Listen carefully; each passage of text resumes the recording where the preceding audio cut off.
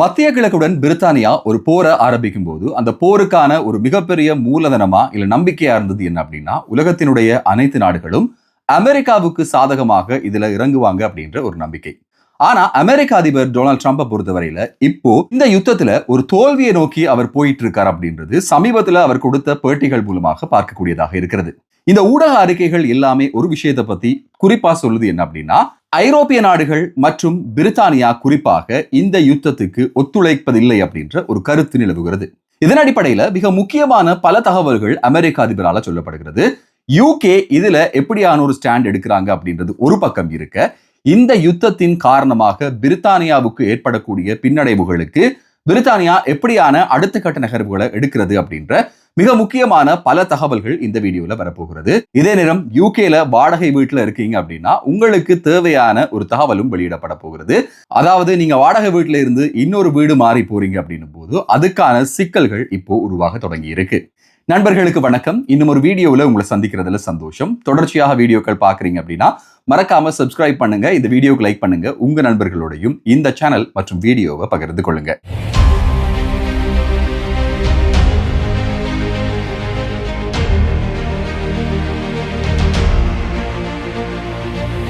மத்திய கிழக்கு நாடுகளோட பாதுகாப்புக்காக பிரித்தானியா இப்போது ஆயிரக்கணக்கான படையினர்களை அனுப்ப போகிறது அப்படின்ற ஒரு தகவல் வெளியிடப்படுது. இதுக்கான காரணம் என்ன அப்படின்னா, ஏற்பட்டிருக்கிற யுத்த சூழல் காரணமாக பிரித்தானியாவில் எண்ணெய்க்கான விலை எக்கச்சக்கமாக அதிகரித்திருக்கு அப்படின்ற காரணத்தால இப்போ இது கட்டுப்பாட்டுக்குள்ள கொண்டு வரப்படாவிட்டால் பிரித்தானியா முழுவதும் அது மிகப்பெரிய ஒரு தாக்கத்தை ஏற்படுத்தும். எலெக்ஷன் வர இருக்கு. இந்த எலெக்ஷனையும் தாண்டி பொருட்களுக்கான விலைகள் இன்னும் அதிகரிக்கப்படும் அப்படின்ற ஒரு தகவலும் இப்போ வெளியிடப்பட்டிருக்கிறது. ஏற்கனவே அமெரிக்கா ஐரோப்பிய நாடுகளுடைய உதவி இந்த யுத்தத்துல அவசியமா இருக்கு அப்படின்ற ஒரு விஷயத்தை வெளிப்படையாகவே அறிவித்திருந்தது. இந்த வெளிப்படையான அறிவிப்புக்கு பிரித்தானிய பிரதமர் கியர் ஸ்டார்மர் ஒரு திடுக்கிற தகவலை சொல்லியிருந்தார். யூகே அமெரிக்காவை எதிர்க்குமா அப்படின்ற ஒரு கேள்வியோட இருந்த எல்லாருக்குமே ரொம்பவே ஆச்சரியமான ஒரு பதிலாக அந்த பதில் இருந்தது. இந்த யுத்தம் எங்களுடைய யுத்தம் கிடையாது, இது அமெரிக்காவினுடைய யுத்தம். இந்த யுத்தத்தில் நாங்கள் தலையிட போவதில்லை அப்படின்ற ஒரு விஷயத்தை அமெரிக்காவுக்கு பிரித்தானியா மிக தெளிவாக சொல்லி இருந்தது. இதுல கொஞ்சம் கோபமடைந்த டொனால்ட் ட்ரம்ப் என்ன சொன்னார் அப்படின்னா, உங்களுக்கு தான் என்ன பிரச்சனை இருக்கு, இந்த ஆயிலுக்கான விலையேற்றம் யூகேலையும் இப்ப அதிகரிச்சிட்டு இருக்கு, உங்களுக்கான எண்ணெய் தேவை எப்படி இருக்கோ அந்த தேவைக்காக நீங்களே போய் போராடி எடுத்துக்கொள்ளுங்க. இது அமெரிக்காவினுடைய மட்டுமான ஒரு யுத்தம் இல்லை, இது உலக மக்களுக்கு அனைவருக்குமான ஒரு யுத்தம் அப்படின்ற ஒரு விஷயம் சொல்லப்பட்டிருந்தது. ஏற்கனவே அமெரிக்காவுக்கு பிரித்தானியாவினுடைய இராணுவ தளங்களை, இந்த மத்திய கிழக்கு நாடுகளில் இருக்கிற இராணுவ தளங்களை பயன்படுத்துவதற்கான தடையை பிரித்தானியா விதித்திருந்தது. இதுதான் இதுல ஏற்பட்ட முதலாவது ஒரு கசப்பான நிகழ்வு அப்படின்றதும் குறிப்பிடத்தக்கது.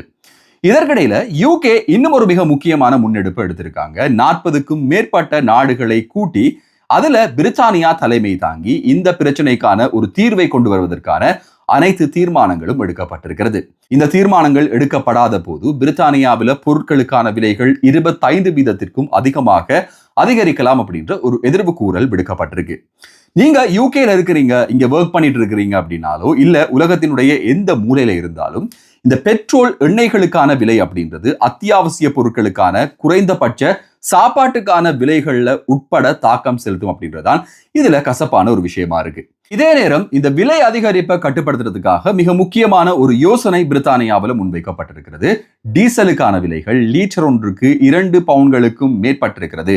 பல இடங்கள்ல இப்படியான விலை ஏற்றம் கிட்டத்தட்ட 30% அதிகமாக டீசலுக்கான விலை ஏற்றம் பெற்றிருக்கிறது அப்படின்ற காரணத்தினால இந்த பெட்ரோலுக்கான அல்லது எரிபொருளுக்கான வரிகள்ல ஒரு தளர்வை ஏற்படுத்த வேண்டும் அப்படின்ற ஒரு ஆலோசனை இப்போது அரசாங்கத்திற்கு வைக்கப்பட்டிருக்கு.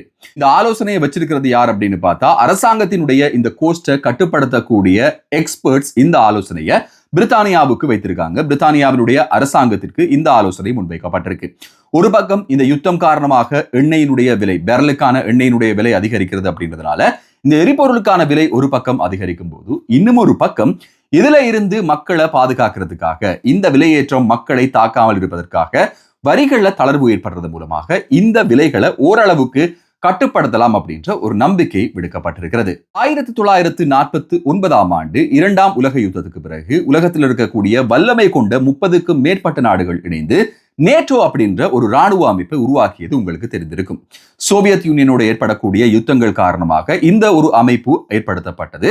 இந்த அமைப்பில் இருக்கக்கூடிய ஒரு மிகப்பெரிய கண்டிஷன் என்ன அப்படின்னா, இந்த ஐரோப்பிய நாடுகள் உட்பட அனைத்து நாடுகளுமே அவர்களுடைய ஜிடிபியில் 2% இந்த படைகளுக்காக ஒதுக்க வேண்டும் அப்படின்ற ஒரு கோரிக்கை. கடந்த பல வருடங்களாகவே ஐரோப்பாவின் பக்கத்தில் இருந்து இப்படியான ஒரு நிதி ஒதுக்கல் செய்யப்படவில்லை அப்படின்ற ஒரு குற்றச்சாட்டும் அமெரிக்காவினுடைய ஜனாதிபதி டொனால்ட் ட்ரம்பால இப்ப முன்வைக்கப்படுகிறது. இந்த நேட்டோவை முற்றுமுழுதா கொண்டு போறதுக்கான அனைத்து முயற்சிகளையும் அமெரிக்கா மட்டும்தான் எடுக்குது. இது எங்களுக்கு மட்டும் தேவையான ஒரு விஷயம் இல்ல, உலகத்தினுடைய பாதுகாப்புக்கு தேவையான ஒரு அமைப்பு அப்படின்ற பட்சத்துல இதுக்கான பங்களிப்பு குறைவாக இருக்கிறதுனால அமெரிக்கா இந்த நேட்டோவை விட்டு வெளியேற போகிறேன் அப்படின்ற ஒரு எச்சரிக்கையும் ட்ரம்பால விடுக்கப்பட்டிருக்கு. உத்தியோகபூர்வமாக அமெரிக்கா நேட்டோவை விட்டு வெளியேறுகிறதா அப்படின்னு கேட்டா கிடையாது. உலக அரசியல்ல இந்த யுத்தத்திற்கு அமெரிக்காவுக்கான சார்பு அல்லது அமெரிக்காவுக்கான உதவி கிடைக்காமல் போகும்போது நேட்டோவை விட்டு வெளியேறுவதற்கு தான் தயங்க போவதில்லை அப்படின்ற ஒரு விஷயத்தையும் அமெரிக்க ஜனாதிபதி சொல்றார். அமெரிக்கா நேட்டோவை விட்டு வெளியேறுமாக இருந்தா என்ன நடக்கும் அப்படின்னா, இதுக்கான ஃபண்டிங்ல மிகப்பெரிய ஒரு பற்றாக்குறை ஏற்படும். இந்த ஃபண்டிங்ல பற்றாக்குறை ஏற்படும் போது ஐரோப்பிய நாடுகள் உட்பட பல நாடுகளையும் பாதுகாப்பு கேள்விக்குறிக்குள்ளாகும். UK, பிரான்ஸ், இத்தாலி உட்பட பல்வேறு தரப்பட்ட நாடுகள்ல இப்போ இருக்கக்கூடிய இன்டெலிஜென்ஸ், இந்த நாட்டினுடைய மிலிட்டரி சர்வீசஸ், இந்த நாடுகளை பாதுகாப்போட வைத்துக் கொள்ளக்கூடிய அனைத்து விதமான கட்டமைப்புகளும் நேட்டோவினுடைய மேற்பார்வையின் கீழே தான் நடந்து கொண்டிருக்கு. என்னதான் ஒவ்வொரு நாட்டுக்குமான தனித்தனியான படைகள் இருந்தாலும் இந்த படைகள் எல்லாத்தையுமே கண்காணிக்கக்கூடிய, இதில் இருக்கக்கூடிய செக்யூரிட்டி த்ரெட்ஸ் எல்லாத்தையுமே அனலைஸ் பண்ணி இந்த நாடுகளை பாதுகாப்பான நாடுகளாக வைத்திருப்பதற்கு இந்த நேட்டோவினுடைய பங்களிப்பு மிக முக்கியமான ஒரு விஷயமா இருக்கு. இதுல இருந்து அமெரிக்கா நீங்குமாக இருந்தால் அது மிகப்பெரிய ஒரு இழப்பாக உலக நாடுகள் அனைத்துக்குமே மாறும் அப்படின்றதும் இதுல குறிப்பிட்டு சொல்ல வேண்டிய ஒரு விஷயம். இதே நேரம் அமெரிக்காவுக்கும் ஈரானுக்கும் இடையிலான பிரச்சனைகள் வெகு சீக்கிரம் முடிக்கப்படும் அப்படின்ற ஒரு விஷயத்தையும் டொனால்ட் ட்ரம்ப் சொல்லி இருந்தார். ஆனா ஈரான் இதுக்கு எந்த அளவு தூரம் ஒத்துக்கிறாங்க அப்படின்றது இப்போதைய சமீபத்திய செய்திகளின்படி எந்த விதமான ஆதரவான செய்திகளும் வரல அப்படின்றதான் இதுல மிக முக்கியமாக சொல்ல வேண்டிய ஒரு விஷயமாக இருக்கிறது. பிரித்தானியாவிலும் எதிர்வரும் நாட்கள்ல மிக பெரிய அளவிலாக விலைவாசிகள் உயரப்போகிறது அப்படின்ற ஒரு தகவல் வெளியிடப்படுகிறது. எலெக்ஷன் ஒரு பக்கம் இருக்க, மக்களினுடைய வாழ்வாதாரம் இதுல அதிகமாக பாதிக்கப்பட போகிறது. இதற்கான முன்னெடுப்புகளை பிரித்தானிய பிரதமர் கியர் ஸ்டார்மர் இப்போது முன்னெடுத்து வருகிறார். நிதியமைச்சர் ரேச்சல் ரீவ்ஸ் அண்மையில பேசும்போது ஒரு விஷயத்தை சொல்லியிருந்தாங்க. என்ன அப்படின்னா, அடுத்த பட்ஜெட்டின் போது இதுல இருக்கக்கூடிய துண்டுகளுக்கு அல்லது இந்த பிரச்சனையால ஏற்படக்கூடிய இம்பாக்ட்களுக்கான தீர்வுகள் இதுவரையில எடுக்கப்படவில்லை அப்படின்ற ஒரு விஷயத்தையும் சொல்லியிருந்தார். பொறுத்திருந்து பார்க்கலாம். பிரித்தானிய மக்களுடைய யூகேல வாழக்கூடிய இப்போதைக்கு மிகப்பெரிய ஒரு பொருளாதார நெருக்கடியை சந்தித்துக் கொண்டிருக்கிற மக்களுக்கு எப்படியான தீர்மானங்களை இந்த அரசாங்கம் வழங்க போகுது அப்படின்றத. ஈஸ்டர் விடுமுறைக்காக பலரும் பல திட்டங்களை வச்சிட்டு இருப்பாங்க. இப்படியான ஈஸ்டர் விடுமுறைகளின் போது சனி மற்றும் ஞாயிற்றுக்கிழமையில ஸ்டார்ம் டேவ் அப்படின்ற ஒரு புதிய புயல் பிரித்தானியாவை தாக்க போகிறது. 80 தொடக்கம் 90 மைல் வேகத்துல இந்த புயல் தாக்க போகிறது. இந்த புயலின் காரணமாக பல இடங்கள்ல பனிப்பொழிவு, குறிப்பாக இங்கிலாந்தினுடைய வடபகுதிகளிலையும் ஸ்காட்லாந்து, நார்தர்ன் அயர்லாந்து பகுதிகளிலையும் அதிகப்படியான பனிப்பொழிவுகள் ஏற்படலாம் அப்படின்ற ஒரு எதிர்வு கூறல் விடுக்கப்பட்டிருக்கிறது. யூகேல வாடகை வீட்டுல இருக்கீங்க அப்படின்னா, அடுத்த வாடகை வீட்டை தேடுறதுக்கு இருக்கீங்க அப்படின்னா இப்போ மிகப்பெரிய ஒரு சிக்கல் உருவாகி இருக்கிறது.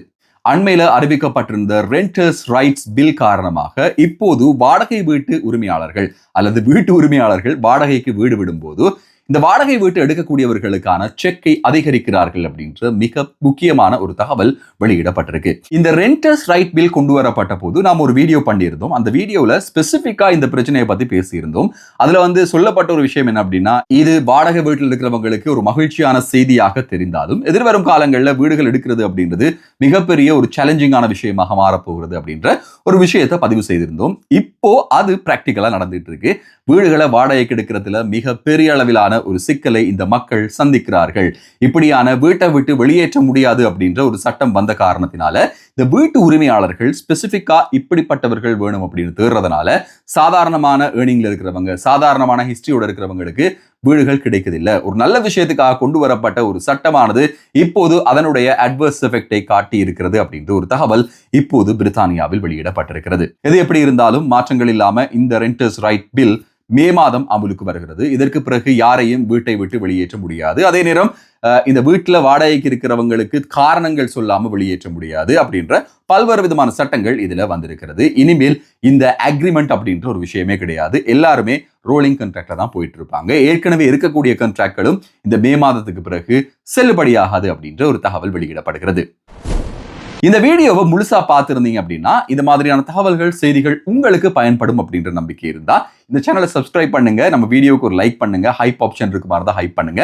இந்த சேனலுக்கு தொடர்ச்சியான உங்களுடைய ஆதரவுக்கு மிக்க நன்றி அப்படின்றத மனமார்ந்து சொல்லிட்டு இன்னும் ஒரு வீடியோல இன்னும் சுவாரஸ்யமான புதிய தகவல்கள் செய்திகளோட உங்களை சந்திக்கும் வரை நன்றி, வணக்கம்.